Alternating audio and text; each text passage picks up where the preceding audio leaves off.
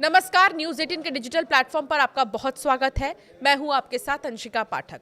बांग्लादेश के लिए लोकतंत्र का सबसे बड़ा दिन आज है, जहां देश के 12 करोड़ लोग अपने लिए एक नई सरकार चुनने वाले हैं। बांग्लादेश में 13वें संसदीय चुनाव के लिए 299 सीटों पर मतदान शुरू हो चुका है। ये चुनाव शेख हसीना के हटने के बाद पहला आम चुनाव है। मुख्य मुकाबला बीएनपी और जमात-ए-इस्लामी के बीच है। आवामी लीग चुनाव से बाहर है। करीब 9 लाख सुरक्षा कर्मी तैनात हैं। अगस्त 2024 में छात्र नेतृत्व वाले आंदोलन के बाद शेख हसीना को पद छोड़ना पड़ा और वो भारत चली गई। इसके बाद मोहम्मद यूनुस के नेतृत्व में अंतरिम सरकार ने जिम्मेदारी संभाली। अंतरिम प्रशासन ने चुनावी सुधारों और निष्पक्ष मतदान की तैयारी के बीच आवामी लीग का पंजीकरण निलंबित कर दिया, जिससे वो इस चुनाव में हिस्सा नहीं ले सकी। ऐसे में आवामी लीग की गैर मौजूदगी में चुनावी समीकरण पूरी तरह बदल दिए हैं। अब मुख्य मुकाबला बांग्लादेश नेशनलिस्ट पार्टी और जमात-ए-इस्लामी के नेतृत्व वाले गठबंधनों के बीच माना जा रहा है। बीएनपी की कमान इस समय तारिक रहमान के हाथों में है, जो खालिदा जिया के बेटे हैं। वो अपनी पार्टी को राष्ट्रवादी और रूढ़िवादी विकल्प के रूप में पेश कर रहे हैं। अब ये भी जानिए कि बांग्लादेश में कितनी राजनीतिक दल हैं मैदान में, और शेख हसीना की पार्टी क्योंकि अब नहीं लड़ रही चुनाव, तो ऐसे में जो है कितनी पार्टियां बच रही हैं। तो बांग्लादेश नेशनलिस्ट पार्टी, जो कि बहुत ज़्यादा चर्चा में है, देश की 2 प्रमुख पार्टियों में से एक बीएनपी है, जिसका नेतृत्व मौजूदा समय में तारिक रहमान कर रही हैं। वो पूर्व पीएम खालिदा जिया के बेटे हैं। ये पार्टी खुद को आवामी लीग के एक राष्ट्रवादी और रूढ़िवादी विकल्प के रूप में पेश करती है।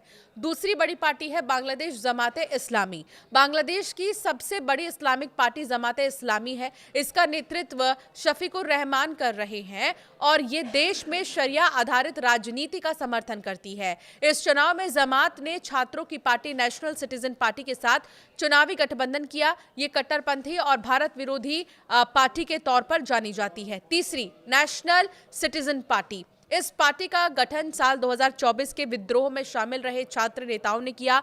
ये पार्टी नागरिक नेतृत्व वाले शासन और राजनीतिक सुधारों पर जोर देने का दावा कर रही है। चौथी पार्टी है जातीय पार्टी। इस दल के 2 प्रमुख गुट जेपी कादर और जेपी इरशाद गुट है। इसमें जेपी कादर को गुलाम मोहम्मद कादर करते हैं, जबकि जेपी इरशाद का नेतृत्व अनीसुल इस्लाम करते हैं, जिसकी जड़ें 1980 के दशक के मिलिट्री शासन में है। 5वीं पार्टी है आवामी लीग। ये बांग्लादेश की दूसरी पारंपरिक पार्टी है, जिसे पूर्व प्रधानमंत्री शेख हसीना लीड करती थी। इसने 2009 से 2024 तक शासन किया, लेकिन 2026 के चुनाव के लिए चुनाव आयोग ने इस पार्टी का पंजीकरण निलंबित कर दिया, तो ये चुनाव में हिस्सा नहीं ले सकती। छठी पार्टी है लेफ्ट डेमोक्रेटिक अलायंस। ये वामपंथी दलों का गठबंधन है, जिसमें बांग्लादेश की कम्युनिस्ट पार्टी और कई समाजवादी पार्टियां शामिल हैं। अमार बांग्लादेश पार्टी, ये एक मध्य मार्गी और सुधार उन्मुख पार्टी है, जो खुद को पारंपरिक राजनीतिक गुटों से अलग एक विकल्प के रूप में प्रस्तुत करती है।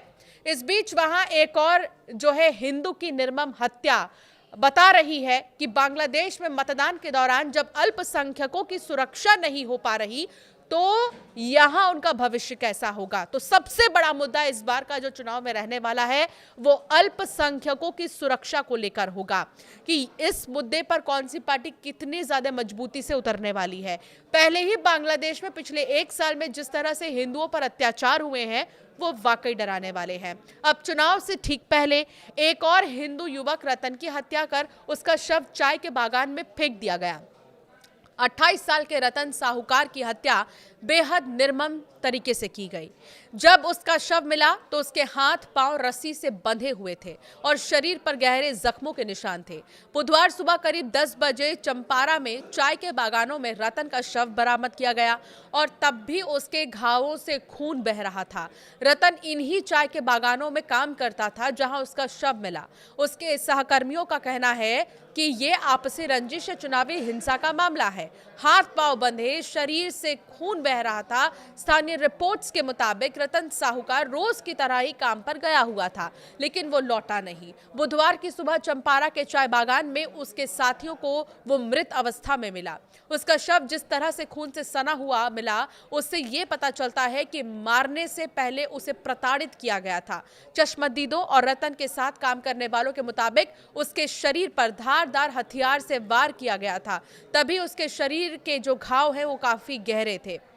उन्होंने मौके पर ही दोषियों के खिलाफ कड़ी कार्रवाई की मांग की। फिलहाल पुलिस ने शव को कब्जे में लेकर मामले की जांच शुरू कर दी है।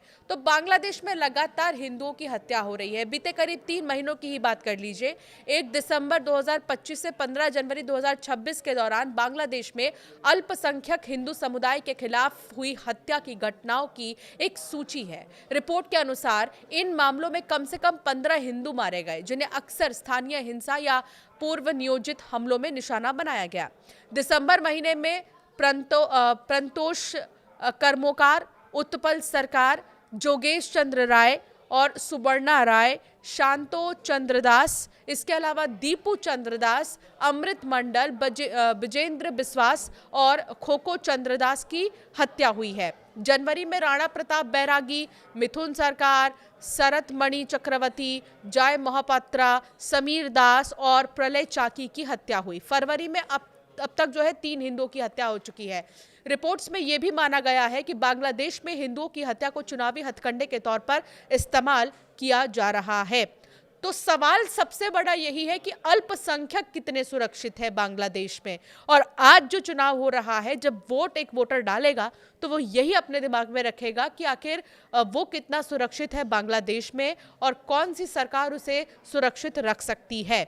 तो ये जो अहम मुद्दे हैं वो इस बार चुनाव में रहने वाले हैं और कौन सी पार्टी चुनाव लड़ने वाली है ये भी हमने आपको बताया। आपकी राय क्या है बांग्लादेश के चुनावों को लेकर, हमें ज़रूर कॉमेंट कर बताएं।